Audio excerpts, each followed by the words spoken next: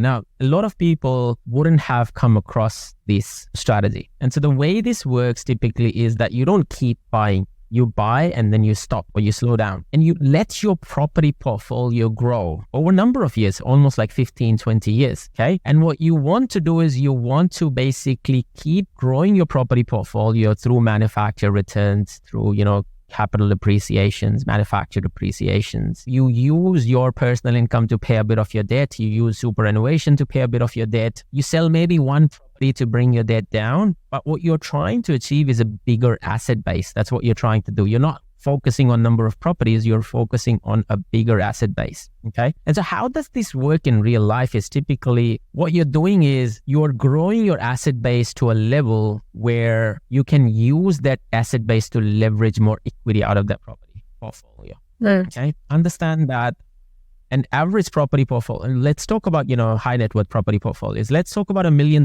net property portfolio with no mortgage on it. Let's assume even at 4% yield, that portfolio would generate somewhere about $100,000 after tax, basically coming back as cash flow, into your property, into your portfolio. Okay. Now, so no one has $5 million worth of portfolio that is debt free. It takes years and years to basically become debt free. And so what you're talking about here today is using the debt and the leverage to your advantage.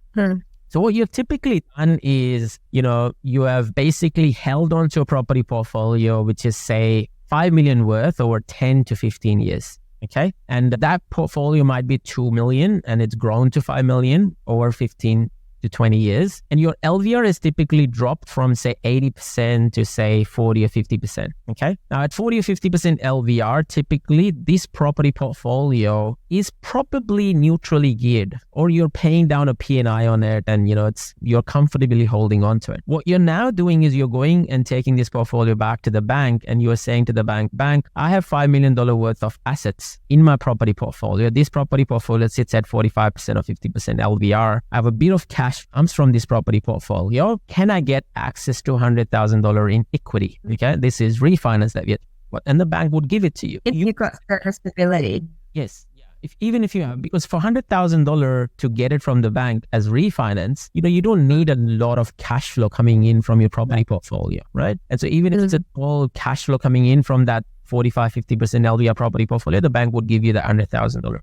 What you're doing with the $100,000 is because that's tax-free money technically, but it's debt. You're using that debt to your personal disposable income. Now, the question here that becomes is that why would you be so silly to use the debt to fund your retirement or use the debt towards your personal expenses? The rationale behind this is that an asset base of 5 million, even if it grows at half the rate of what an Australian average is, say instead of 6%, it grows by 3%, you are still generating about $150,000 worth of equity into your property portfolio.